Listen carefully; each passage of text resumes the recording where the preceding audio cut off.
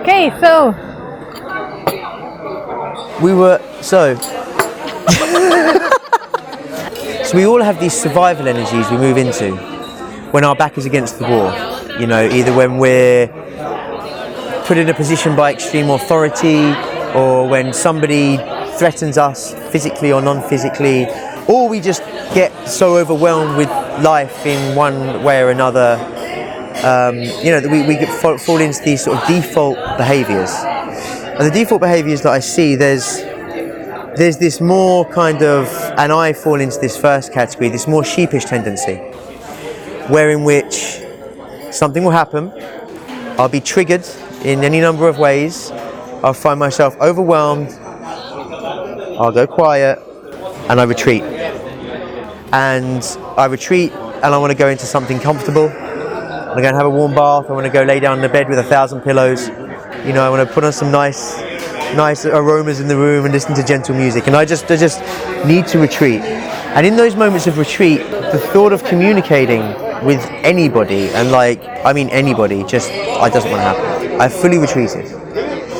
But I've worked with people a lot of people I work with who are in roles mainly in cities, certain job types, very competitive working environments, where they have this more wolf-like tendency. You know, when their back is against the wall, their teeth come out, and they kind of become aggressive, not necessarily physically, not maybe even verbally. Just inside, isn't it? Yeah, and depending on the person, I guess, depending on the degree that they're triggered, that either manifests and comes out in behaviour around them, with the people around them, or it just stays within as kind of self-judgment and sniping at other people in them, or whatever it is. Either way, in my experience, these people, if it manifests and comes outside, they're often left afterwards looking back thinking, oh, why did I do that? Why did I speak to this person? Why did I shout at my wife? Why did I talk to that junior team member like a piece of, you know what? Why did I do that? And then they're left in this state of, but in that moment they did it. Again, they go into this survival mechanism. Yeah, they see red. They see red, and they have to act upon it. And certain people, this type of person, their default is to show their teeth. Now, another kind of type that I see, and there's sort of 4 key types that I see. Another type that I see is this kind of petulant nature. When somebody is triggered, it kind of they go into like a child. Let's say into a teenager, I think is a good way to put it.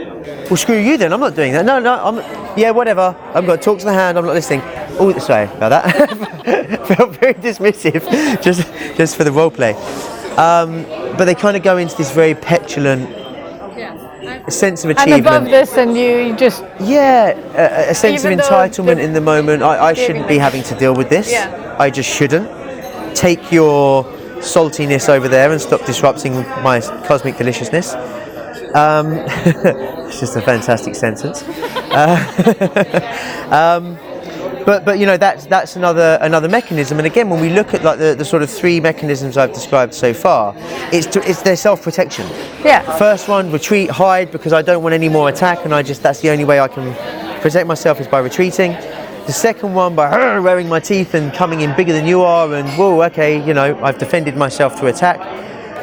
And the third one, by kind of telling yourself, it's not me, it's them, I'm going over there.